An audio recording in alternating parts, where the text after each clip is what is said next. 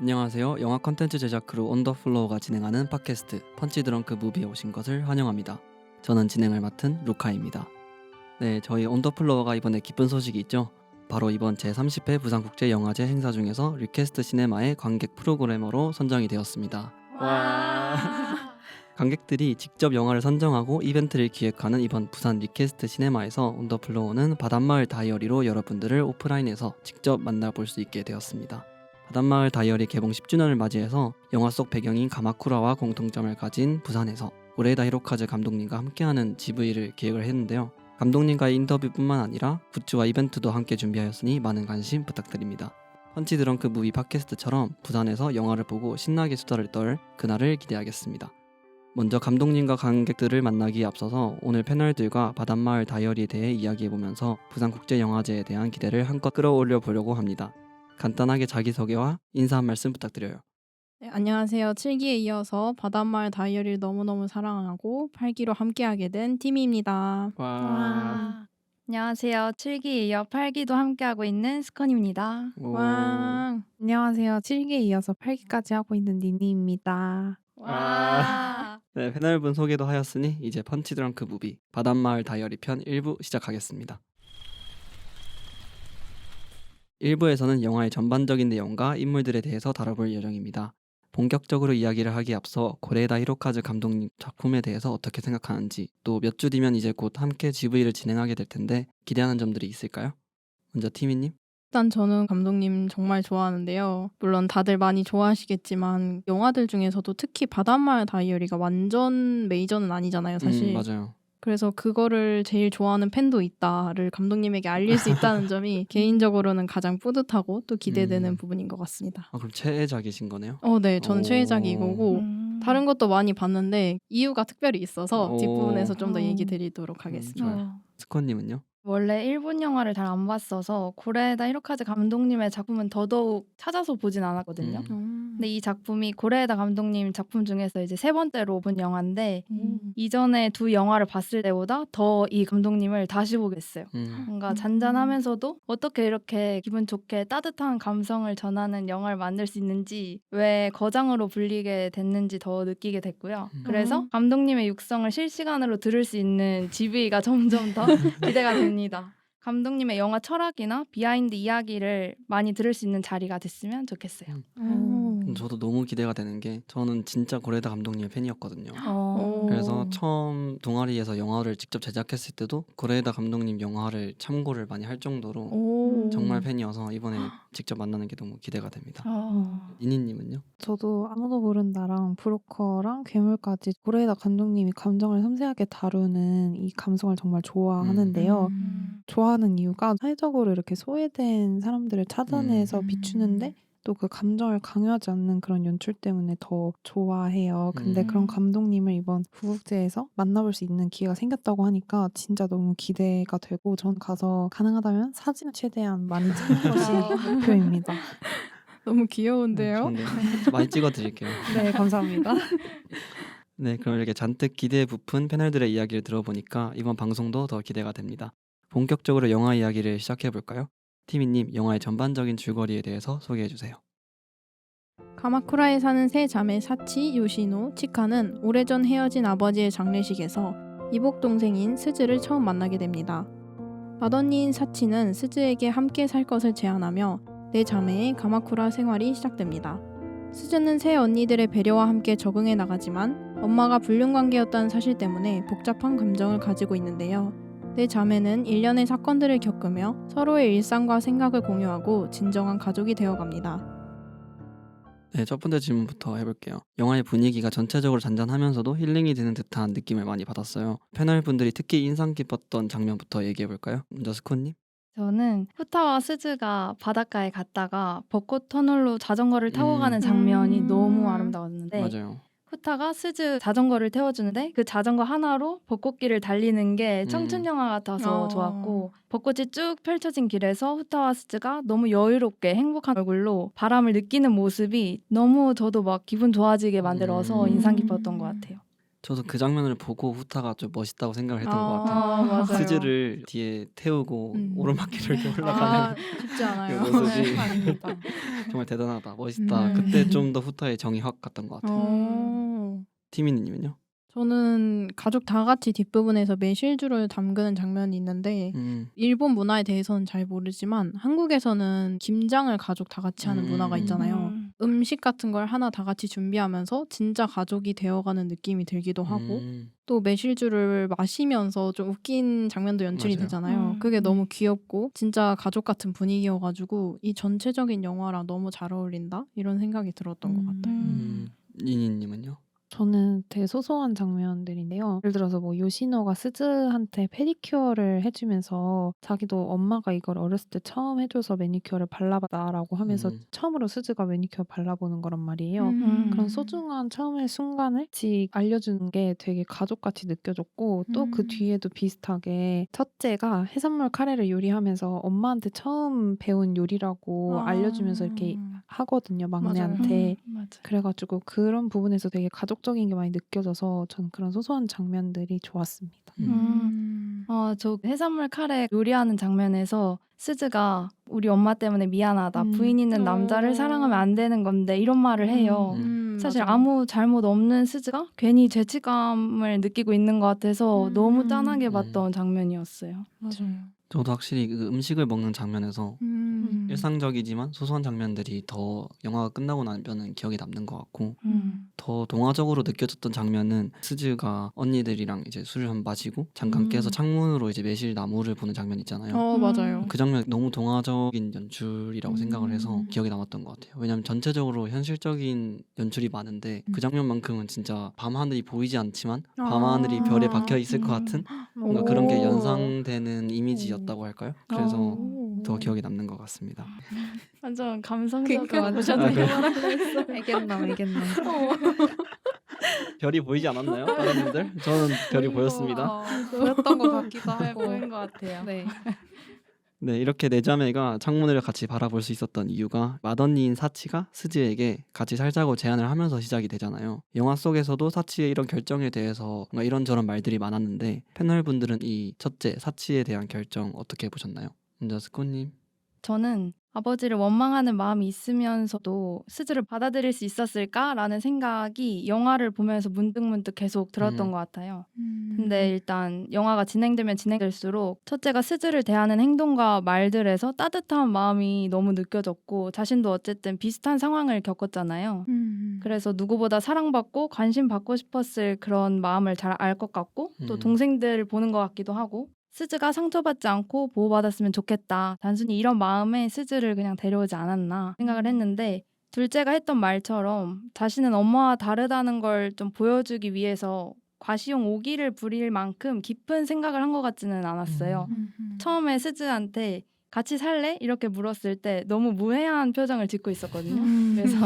그래서 더 이 결정이 대단하다고 느껴졌는데 저는 바람난 사람의 자식을 거두는 거를 못할 것 같아서 그렇게 느꼈습니다. 저도 스코님 의견처럼 진짜 대단한 결정이라고는 생각을 하는데 절대 저라면 못할 것 같아요. 저도요. 왜냐면 일단 나머지 자매들을 돌보는 것만으로도 충분히 힘들었을 텐데 맞아요.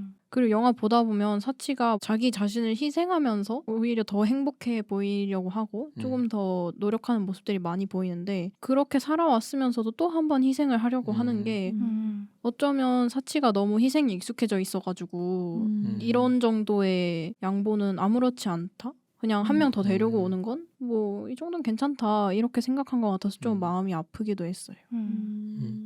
저도 의아했던 게 둘째와 셋째는 첫째가 그런 말 할 줄 몰랐었잖아요. 그래서 약간 처음에 말을 뱉었을 때 좀 놀라는 표정을 짓는데 저는 그렇게 단독적으로 정말 한 게 맞아요. 그것도 그래서 둘째랑 셋째가 오히려 정말 착한 게 아닌가 그러네. 맞아요. 그렇게 생각을 일단 했고 그다음에 첫째의 심리를 한번 생각을 해봤을 때 어쨌든 첫째가 불륜을 저지르고 있는 상태니까 좀 자신의 죄책감 이런 걸 좀 더는 느낌도 있지 않았을까요? 왜냐하면 자신이 불륜을 하고 있는데 나중에 아기를 낳거나 이렇게 됐을 때를 상상을 해본다면 그 아이를 완전히 나쁘게 그리고 좀 싫게 대하지는 못했을 거라고 생각을 했어요.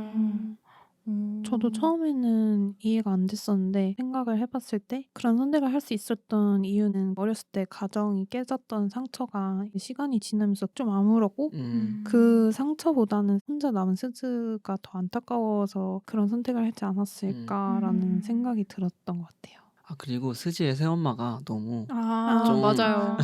좀 책임감이 없어 맞아요, 보이니까 맞아요. 그것 때문에 더 데리고 오고 싶지 않았을까 생각도 했어요. 장례식장에서 그렇게 하는 행동 보면은 너무 어른답지 어? 못하고. 얘 지금 저기서 잘하면 안 될 것 같은데 이런 맞아요. 생각이 들 것 같아서 맞아요. 그것도 나름 큰 이유로 작용하지 않았을까 음. 싶습니다. 네, 그렇게 스즈가 새언니들과 이제 함께 생활하면서 가마쿠라의 삶을 적응해 나갑니다. 새언니들이 모두 연애를 하면서 겪는 일들이 알게 모르게 집까지 영향을 주잖아요. 이 새언니의 캐릭터와 그들의 연애관에 대해서는 어떻게 보셨나요? 먼저 첫째부터 얘기하면 좋을 것 같은데 첫째가 굉장히 아이러니한 캐릭터잖아요.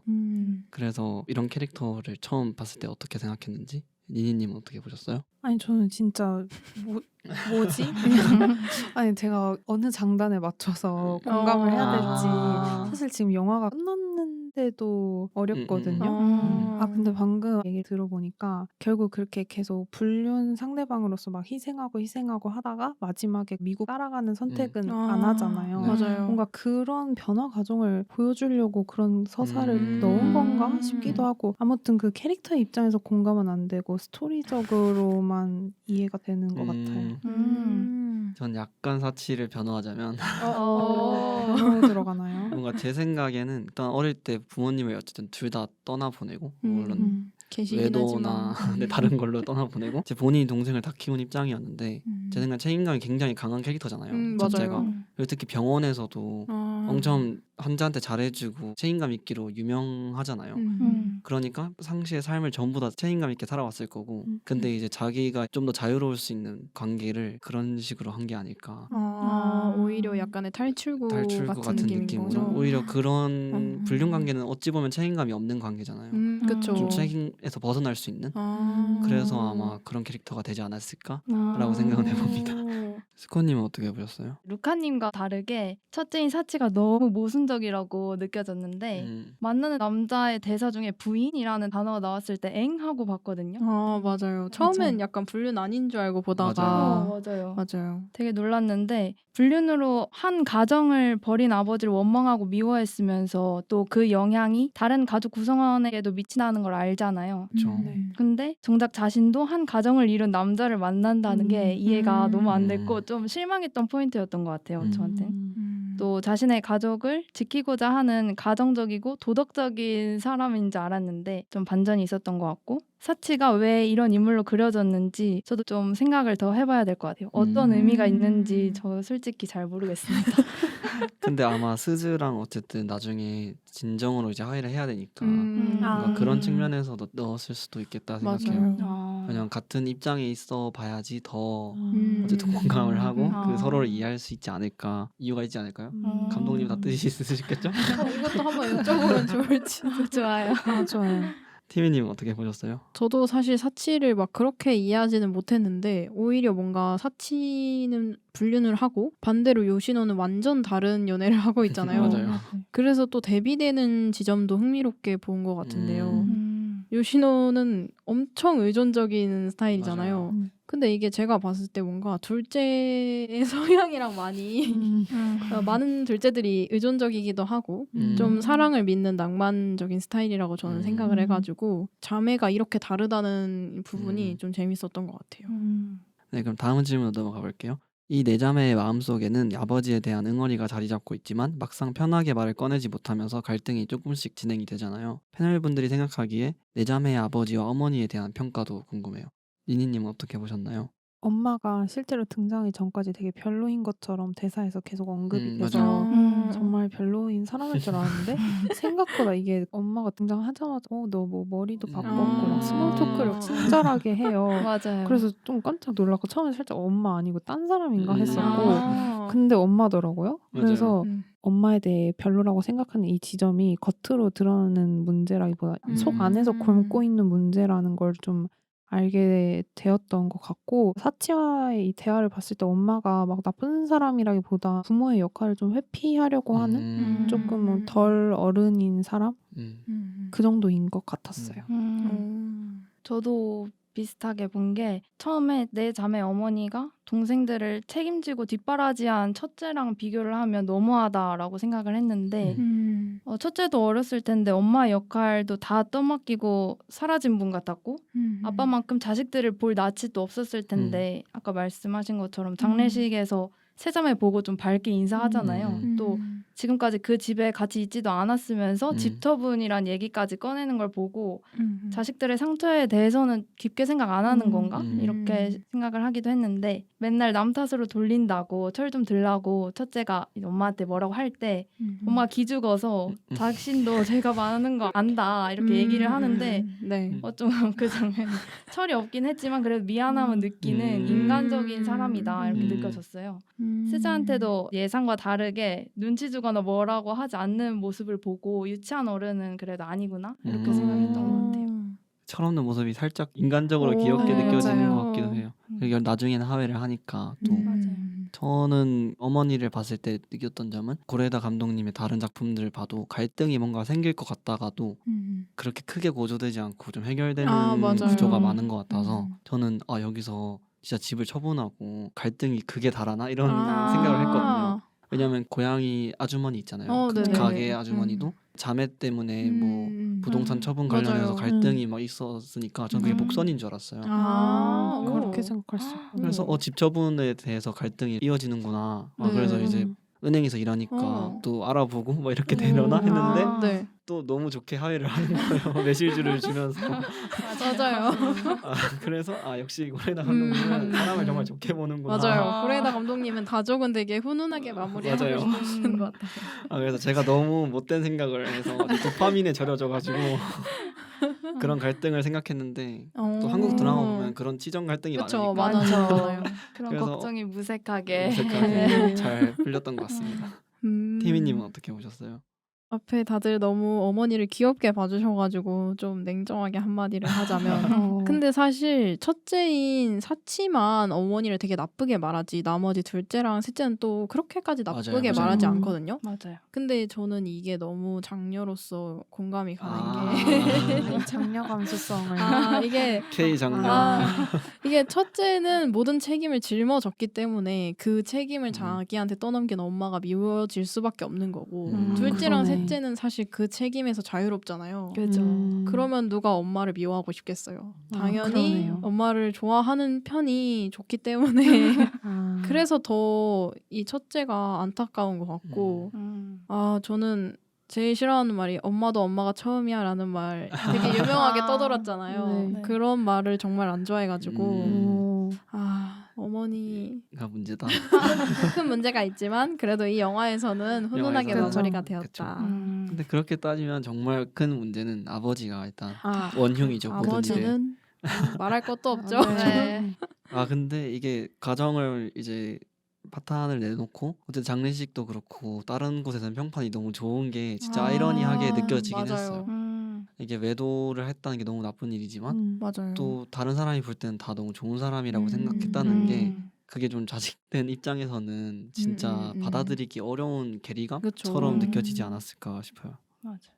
그렇게 생긴 갈등을 사치가 어릴 적 아버지와 함께 자주 올랐던 산을 스즈와 함께 올라가면서 솔직한 이야기를 나누게 되잖아요. 함께 아버지와 어머니에 대한 울분을 토해내면서 서로를 안아주는 이 장면. 패널분들은 어떻게 보셨을까요? 티미님이 먼저 얘기해볼까요? 저는 사실 스즈를 데리고 온 거를 처음부터 굉장히 마음에 안 들어하고 보고 있었는데 이 장면을 딱 보면서 고래에다가 결국은 어른들이 잘못했고 어른들을 맞아요. 빼고 아이들의 가족은 아무런 잘못이 없고 그리고 또 우리는 어쨌든 가족이 마음에 안 들어도 좀 보다듬고 하면서 함께 살아가야 된다 이 얘기를 하고 싶어서 굳이 우리 스즈를 넣었구나 약간 이런 거를 확 와닿게 해줬던 것 같아요. 따로 살았고 어머니는 다르지만 그 기억을 같이 나눌 수 있는 것도 또 다른 가족이겠구나 하면서 확실하게 이해할 수 있었던 것 같기도 해요. 저도 비슷한 생각이 들었는데 결국은 가족이다. 이거가 뭔가 이 영화의 한 핵심 맥락이라고 생각이 들었어요. 이런 일을 이렇게 하기 맞아요. 어려운데 그런 거에 같이 공감하고 잘 알 수 있는 사람이 가족인 거잖아요. 결국에는 그걸 터놓고 얘기함으로써 이제 진짜 가족이 된 것 같다는 생각이 들었어요. 스코님 어떻게 보셨나요? 저는 이 장면에서 스즈의 마음에 좀 초점을 두고 이입해서 봤던 것 같아요. 스즈의 속마음이 경계를 허물고 드디어 표출되는데 계속 괜찮은 척 했던 친구가 사실 엄마랑 더 오래 같이 있고 싶었다. 이렇게 얘기한 대사가 너무 짠했고 엄마가 원망스럽기도 하지만 또 엄마의 사랑이 얼마나 그리울까 이런 생각도 들면서 스즈도 아직 어린애구나 이렇게 느껴졌고 또 여기 계속 있고 싶어 라는 스즈의 말에서 아버지가 돌아가시기 전까지 홀로 돌보던 어린애가 부모나 보호자 밑에서 얼마나 안정감하고 사랑을 느끼고 싶었을지 이런 마음들이 좀 전해져서 제가 스즈가 된 것처럼 스즈의 감정이 너무 이입돼가지고 슬펐던 장면이었어요. 저도 스즈의 입장에 더 몰입을 했던 것 같은데 스즈 입장에서는 자기 엄마를 미워하는 사람들과 지금 같이 살고 있는 거잖아요. 맞아요. 그게 너무 자기한테는 혜원이들이 너무 고마운 존재이면서도 또 자기 엄마를 미워하는 사람인 거니까 그게 진짜 마음을 편하게 두기가 어려웠을 것 같은데 맞아요. 그래서 첫째가 먼저 있어도 되는 공간이라고 얘기해주고 또 엄마 얘기해도 된다고 그 말을 너무 기다렸을 것 같아서 좀 감동적인 장면이라고 생각을 했습니다. 네, 그럼 이렇게 1부에서는 영화의 전반적인 내용과 감상에 대해서 많은 이야기를 나누어 보았는데요. 짧게 다룬 것이 아쉬울 정도로 여운이 길게 남는 이야기였던 것 같습니다. 2부에서는 1부에서 못다한 영화 얘기와 더불어서 영화 외적인 부분도 다룰 예정이니 끝까지 들어주시길 바랍니다. 그러면 후타가 스즈를 데리고 벚꽃을 보러 갈 때 나오던 OST 사쿠라 터널 듣고 오겠습니다.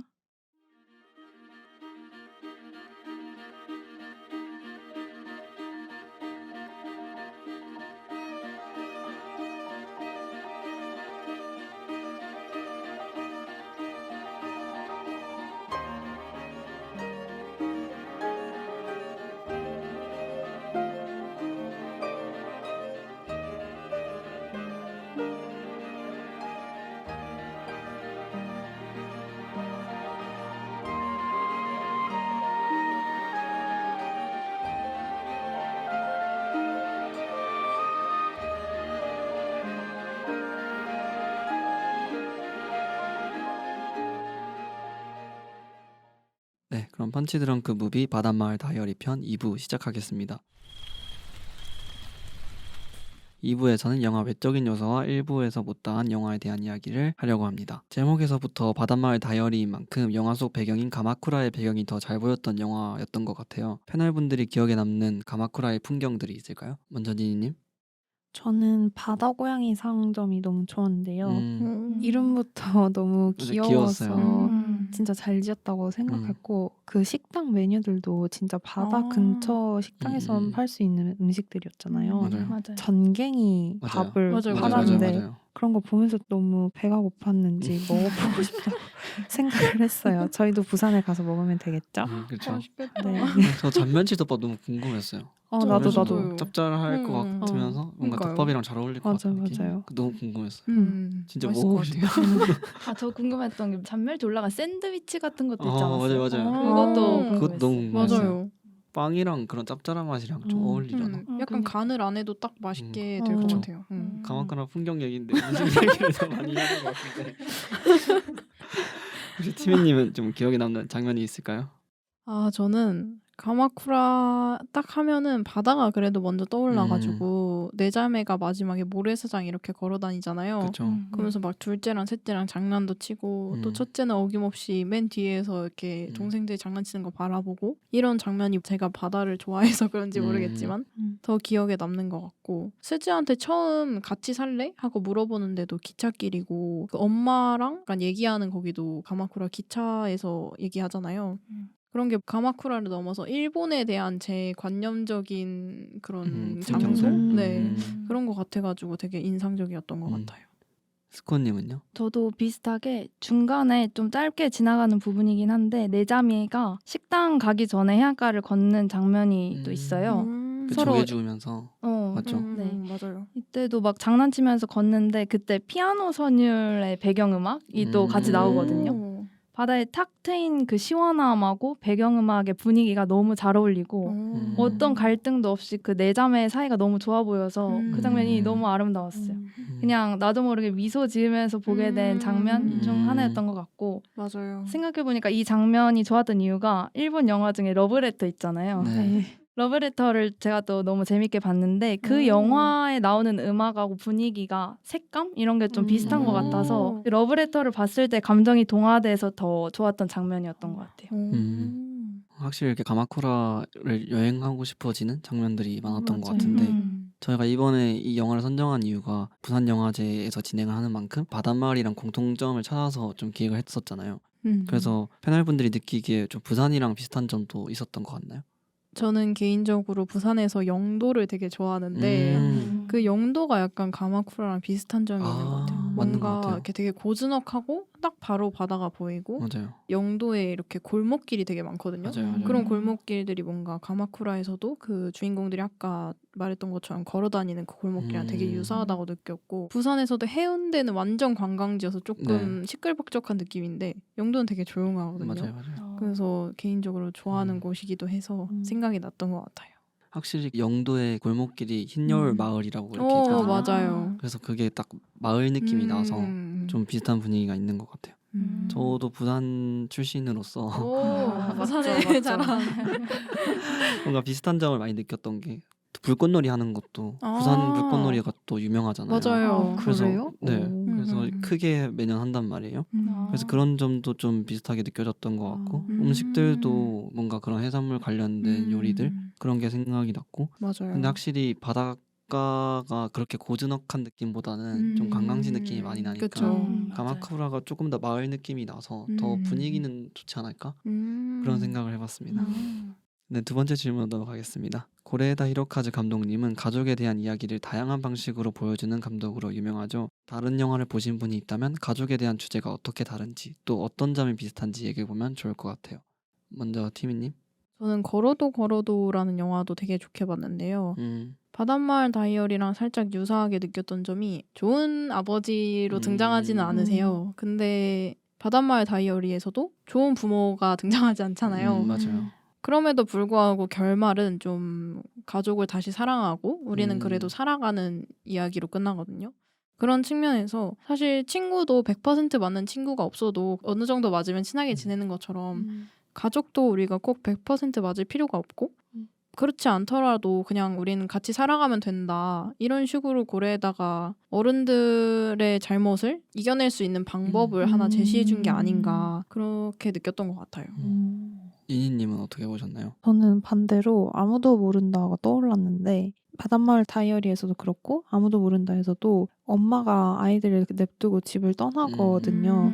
바닷마을 다이어리가 떠나고 난 엄청 이후의 상황을 보여준다면은 아무도 모른다는 두고 떠난 바로 그 현 시점을 보여주는데 이 아무도 모른다에서는 결국 비극적인 결말을 맞이하게 되거든요. 아이들이.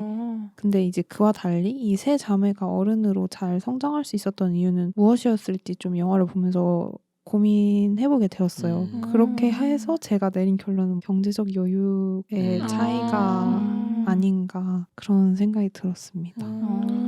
마음이 아프다. 스코님 어떻게 보셨나요? 저는 그렇게 아버지가 된다가 생각이 났는데 이 영화에서는 혈연이 아니어도 함께한 시간으로 가족이 될 수 있다는 메시지를 전달하면서 진짜 부모가 되어가는 과정을 그리는데 이 영화에서는 언니들과 이 이복동생 사실 진짜 혈연이라고 하긴 혈연은 아니잖아요. 약간 반혈연? 찐 혈연은 아니잖아요. 맞아요. 이런 관계도 가족이 될 수 있다. 맞아요. 이런 거를 보여주는데 각각 영화에서 누군가를 돌봄으로써 또 그 인물들이 성장하고 이런 점들이 되게 비슷하다라고 느꼈던 것 같아요.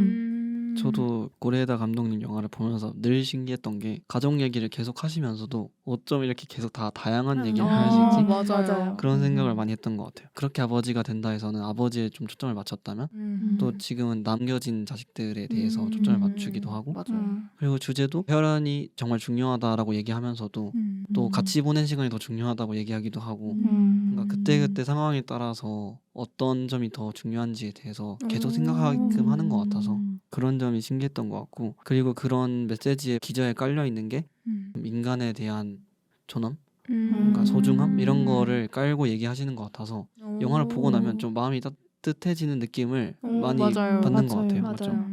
그래서 브로커나 공기 인형 같은 걸 보면은 이 생명이 태어난 이상 엄청 소중하고 어. 잘못이 없고 약간 이런 어, 메시지가 맞아요. 전반적으로 깔려 있는 것 같아서 바닷마을 다이어리에서도 너는 보물이다 라고 맞아요. 얘기하잖아요. 되게 맞아요. 따뜻하게. 맞아요. 그게 진짜 음. 감독님이 얘기하고 싶은 제일 어. 기저에 깔려 있는 메시지가 아닐까 그렇게 음. 생각을 해봤습니다. 오, 그러네요.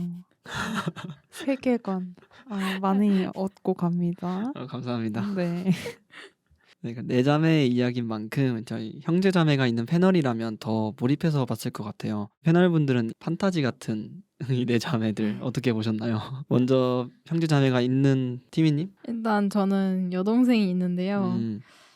이 바닷마을 다이어리에 나오는 첫째가 너무 판타지라고 생각을 합니다. 너무 착하고 너무 좋은 언니가 아닌가요? 착하시잖아요. 네? 저는 절대 이렇게 못할 것 같고요. 근데 이게 제가 첫째여서 그런지 모르겠지만 둘째랑 셋째는 굉장히 있을 법한 현실이라고 느꼈고요. 확실히 첫째 역할이 크네요. 그럼요. 이 둘째랑 셋째가 둘이 싸우는 것도 현실적이라고 느꼈던 게 저는 셋째는 없지만 보통 첫째가 있고 셋째까지 있다 보면은 둘이서 더 많이 싸운다고 들었거든요. 그래서 그런 것까지 되게 디테일하게 그려준 것 같다고 생각을 했고 그리고 뭔가 묘하게 셋 중에 둘째가 제일 철이 없어요. 뭔가 그런 것도 되게 끼어 맞아요. 있으면 또 그렇다고 들었거든요. 맞아요. 그런 점이 흥미로웠던 것 같습니다. 스코님은요?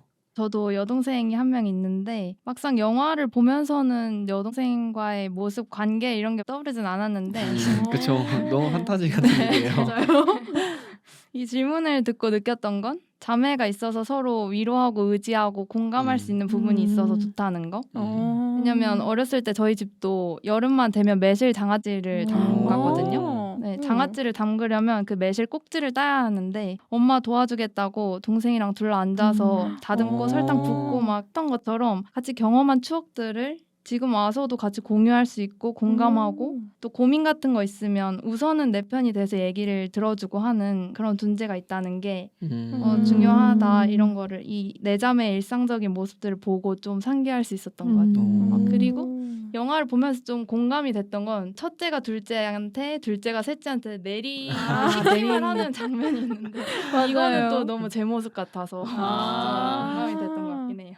저도 여동생이 있는데 저는 약간 남매다 보니까 이게 같이 산다는 게 상상이 잘 안 가고 일단 그래서 이런 바닷마을 다이어리의 모습은 좀 같이 살면서 부대끼면서 이렇게 해야지 나올 수 있는 모습이지 않을까? 좀 그런 생각을 하긴 했어요. 그래서 저는 여동생과 같이 살면은 맨날 잔소리를 하겠죠? 어쩔 수 없어요. 첫째는. 맞아요. 그래서 좀 더 판타지스럽게 다가왔던 것 같아요. 그렇게 같이 살면서 서로 배려하고 하는 게 특히 욕조도 하나인 것 같던데 맞아요. 4명이서 씻으려면 얼마나 오래 기다려야 될까? 저는 약간 남자의 시선에서 뭔가 그렇게 느껴졌어요. 힘들겠다 진짜. 그런 옷도 정말 많을 거고. 맞아요. 그런 거는 그렇네요. 또 약간 현실적인 얘기를 몇 개 덧붙이면은 저희 집은 근데 술은 안 먹는데 네. 이 자매들이 저녁에 맥주 한 캔씩 하면서 모여서 얘기하고 그러잖아요. 근데 저희도 항상 저랑 동생이 일과가 끝나면 11시에 부엌에 모여가지고 둘이 과자 까먹으면서 오늘 있었던 이슈 같은 걸 서로 공유하면서 오. 얘기하거든요. 따뜻하다. 그래서 뭔가 저는 이 부분이 되게 우리 집도 저러는데 4명이면 진짜 순번 뽑고 얘기해야겠다. 약간 이런 식으로 공감했던 것 같아요. 좋은데요? 부럽다.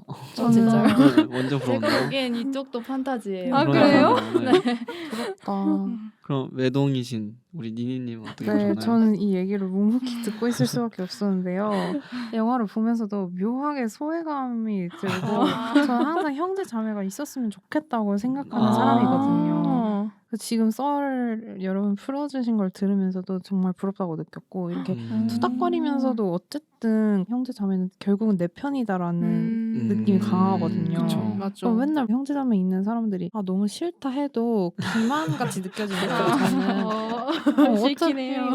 어차피 뭐 자기 편인데 그래서 이 영화 전체적으로 그런 게 많이 느껴져서 나도 진짜 형제자매 있고 싶다라는 생각이 더 많이 들었어요. 네. 판타지를 더 이렇게 이래서 판타지를 형제자매에 대한 판타지가 이렇게 계속 생겨나니까 사람들이 형제자매가 있는 게 좋은 건 줄 알고. 취소하겠습니다. 네, 그럼 다음 질문으로 넘어가 볼게요.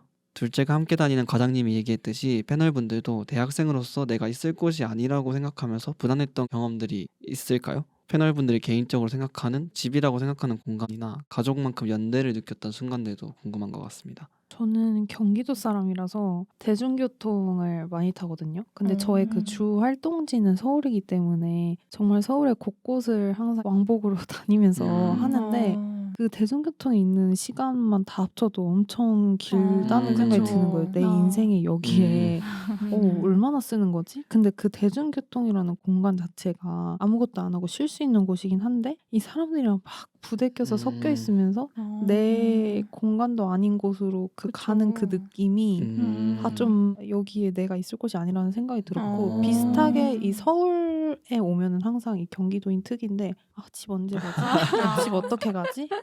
뭐 이걸 맞죠. 생각하게 되거든요. 그런 의미에서 제가 있을 곳이 아니라는 생각을 항상 하면서 사는 것 같아요. 근데 진짜 신기한 게 영화 속에서도 둘째의 그 과장님이 네. 지하철에서 그 얘기를 하잖아요. 맞아요. 왜 여기로 오게 됐냐 그러네. 했더니 지하철에서 여기 내가 있을 곳이 아닌 건가 이러면서 약간 맞아요. 그래서 시골로 내려왔다 이런 식으로 얘기를 하잖아요. 뭔가 아, 대중교통에서 그런 감정을 역시. 느끼나 봐요. 집에 가고 싶으면 다들 가고 비슷한 싶으면. 생각을. 그런가 봐요. 티미님은 어떻게 보셨을까요? 저는 이번 여름방학에 단기 연수로 프랑스를 다녀왔는데요. 제가 불문과여서 프랑스 파리에도 있었지만 좀 소도시를 많이 돌아다녔어요. 근데 이게 프랑스 소도시에 있다 보니까 동양인이 저밖에 없는 거예요. 이게 한국인도 아니고 동양인이 저밖에 없다는 게 뭔가 이게 불안한 정도는 아닌데 낯선 경험? 왜냐면 한국은 다 똑같이 생겼고 다 비슷한 느낌인데 거기는 저만 완전 다르게 생겼고 인종이 다 다름에도 불구하고 저만 완전 튀는 거예요. 그래서 되게 불편하다 이렇게 생각을 하고 있다가 이제 단기 연수여서 학교를 다니기 시작하면서 갑자기 이 학교 안에 있는 게 너무 편한 거예요. 왜냐면 소속감이 있는 네, 거구나. 갑자기 딱 소속감이 들고 그래도 이 안에서는 제가 학생으로 지금 다니고 있는 거여서 좀 저 사람도 쟤 그냥 여기 온 학생이겠구나 이런 생각을 하는 느낌? 그래서 갑자기 안정적이게 되면서 편하게 느꼈던 그런 기억이 있습니다. 저도 부산에 있다가 올라오는 사람으로서 뭔가 그런 측면에서는 집 같은 공간이라는 게 계속 뭔가 멀리 떨어져 있다는 느낌을 많이 받았던 것 같아요. 그래서 진짜 그 가족에 주는 느낌이 영화 보면서 더 와닿았던 것 같기도 하고 그래서 저는 오히려 서울에서 살 때 동아리 같은 게 진짜 좀 가족 같은 느낌이 드는 것 같아요. 실제로. 왜냐면은 샤라웃을 이렇게 언더플로우가 가족이다. 밑밥을 많이 까셨는데요. 좋았습니다. 그래도 이렇게 같이 모여서 얘기하고 그다음에 좀 편하게 볼 수 있는 관계가 몇 없으니까 그쵸. 그런 측면에서는 집이 멀리 떨어져 있는 사람 입장에서는 네. 그런 단체가 하나 있는 게 진짜 큰 도움이 되는 것 같다는 생각을 해요. 부산에서도 재밌게 그죠. 가족 같은 시간 보냅시다. 가족 같은 시간. 네. 가족이 좋다. 너무 가식적이었나요? 아니요, 진심을 느꼈어요. 그렇죠. 네. 네, 진심이었습니다. 네, 그럼 마지막 질문 하도록 하겠습니다. 바닷마을 다이어리를 보면서 떠올랐던 영화나 같이 봤으면 하는 영화가 있었을까요? 먼저 니니님. 저는 바로 작은 아씨들이 떠올랐는데요. 약간 서양판 바닷마을 다이어리라고 생각할 수 있는 것 같아요. 그것도 결국 메시지가 비슷하다고 생각하는데 이러나 저러나 가족이다. 이런 맥락이 비슷했거든요. 거기서도 뭔가 복작복작 자매 안에서 이런 저런 일들이 많은데 되게 결국은 해피엔딩으로 마무리가 돼서 맞아요. 바닷마을 다이어리를 재밌게 보셨다면 추천을 드리고 또 하나 추천드리고 싶은 이유가 여기서 이제 사카구치 켄타로가 나오잖아요. 근데 이 작은 아씨들에서는 또 비주얼 담당의 티모시 샬라메가 등장하기 때문에 그런 부분이 굉장히 감질나게 등장하는 그것도 참 비슷한 것 같아요. 평행 세계. 네. 비싸네. 저도 니니님이랑 똑같은 작은 아씨들을 음. 추천해드리고 싶은데요. 내용을 살짝 덧붙여보자면 저도 처음에 봤을 때는 이 작품이 티모시 입덕작이었기 때문에 이제 티모시의 외모에 홀려가지고 정신을 못 차렸는데 작은 아씨들에서도 보면은 둘째가 첫째가 결혼하러 떠날 때 엄청 서운해해요. 맞아요. 결혼하러 가지 맞아요. 말라고. 근데 그런 장면이 뭔가 제가 성인 돼서 보니까 동생이 결혼한다고 생각했을 때 저는 계속 지금 20몇 년을 같이 살았기 때문에 따로 산다는 거는 너무 생각할 수도 없는 일이어서 더 자매 사이에 그런 게 공감이 되는 것 같고 그리고 여기 작은 아씨들에도 그 바닷가에 누워있는 아 맞아요. 장면이나 자매들 다 같이 바닷가 뛰어다니는 장면들이 있거든요. 그래서 되게 바닷마을 다이어리랑 좀 유사한 장면이 있는 것 진짜 같아서 비슷하다. 네, 더 추천드립니다. 작은 아씨들에서는 둘째가 제일 성숙한 느낌이잖아요. 맞죠? 맞아요. 그게 조금 차이점인 것 맞아요, 같아요. 맞아요. 맞죠? 그래서 보통 둘째랑 셋째의 감정이입을 하시는 분들이 굉장히 많으시거든요. 보고 한번 누가 제일 닮았는지 자기랑 비교해보는 것도 재밌을 것 같아요. 저는 백만엔걸 스즈코를 추천드리는데 오. 내용은 100만 엔을 벌 때마다 장소를 옮겨가는 내용이에요. 아, 주인공이. 진짜요? 근데 그게 상처가 좀 있는 주인공인데 그게 동생이랑 편지를 주고받으면서 좀 성장을 하는 모먼트가 있거든요. 그래서 오히려 부모님한테 성장을 하는 게 아니라 엄청 어린 동생이 있어요. 그래서 그 어린 동생과 편지하면서 성장해 나가는 게 형제 자매로서의 성장을 보여주는 것 같아서 비슷한 점이 많다고 느껴서 100만엔걸 스즈코 추천드립니다. 앞에 분들이 가족 스토리랑 비슷한 영화를 추천해 주셨다면 저는 아까 말씀드렸던 러브레터를 추천드리고 싶은데 마음이 따뜻해지고 아름다운 선율의 배경음악이 어울리는 뽀샤시한 색감의 분위기를 느낄 수 있는 영화예요. 좀 비슷한 부분이 있다고 생각해서 떠올라서 추천드려봅니다. 네, 그럼 이렇게 2부에서는 영화 안팎의 이야기도 나눠봤습니다. 이렇게 얘기 나눠보니까 부산에서 만나서 나눌 얘기도 더 기대가 되는 것 같습니다. 자, 그럼 이제 최종적으로 영화의 별점을 매겨볼까요? 저희 팟캐스트 별점 방식 아시죠? 별점이 10점 만점에 5점 이하면 별로라는 의미에서 펀치, 그리고 이 영화의 별점이 6점 이상이면 취할 정도로 좋다는 의미의 드렁크로 구분해서 평점을 매길 겁니다. 그럼 지금까지 나눈 이야기들을 종합해서 바닷마을 다이어리를 평가해보겠습니다. 먼저 티미님. 저는 저희 리퀘스트 시네마의 바닷마을 다이어리를 강력하게 주장한 만큼 당연히 드렁크의 10점이고요. 끝나지 않았으면 좋았을 우리의 이야기로 하겠습니다. 네, 저도 드렁크 전 8점 드리고요. 오. 한 줄 평은 전대의 사슬을 끊는 건 스스로 보물이 되어가는 과정이라고 지었습니다. 오, 역시 대본티. 이렇게 적은 이유는 보물이라는 대사처럼 스스로가 이제 보물처럼 빛나야지 앞선 세대의 그런 안 좋은 것들을 끊어낼 수 있지 않을까 싶어서 그렇게 한 줄 평을 지어봤습니다. 오, 좋은데요? 그러니까요. 네, 그럼 스콘님. 저도 8점의 드렁크 드리겠습니다. 한 줄 평은 다이어리의 한 페이지처럼 솔직하고 담담한 이야기를 느낄 수 있는 따뜻한 영화.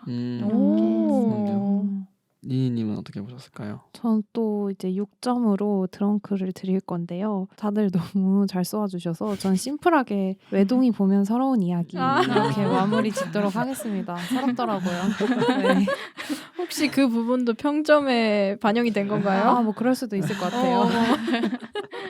네, 오늘의 영화 바닷마을 다이어리에 대해서 톱파보는 시간을 가졌습니다. 고레에다 감독님은 가족에 대한 이야기를 내세우지만 그 이면엔 인간에 대한 존엄성을 기본적으로 내포하고 있는 것 같습니다. 가족에 대해서 생각하다 보면 각자의 존재가 얼마나 소중한지 자연스럽게 알게 되기 마련인데요. 바닷마을 다이어리를 통해 온더플로우 패널들도 가족에 대해서 많은 생각을 나눠볼 수 있었습니다. 저희 패널 모두 가족을 점점 떠나는 시기인 동시에 새로운 형태의 가족을 만드는 시기에 있기에 더 몰입해서 볼 수 있었던 것 같습니다. 저희의 시선이 관객들과 고레에다 히로카즈 감독님과 만났을 때 어떤 시너지가 나오게 될지 또 어떤 시선을 새로 얻게 될지 무척이나 기대가 되는 방송이었습니다. 몇 주 뒤면 만나게 될 여러분들을 기다리며 오늘 방송은 여기서 마치도록 하겠습니다. 지금까지 진행의 루카, 패널의 팀이 스콘 미니였습니다. 다음 시간에 만나요.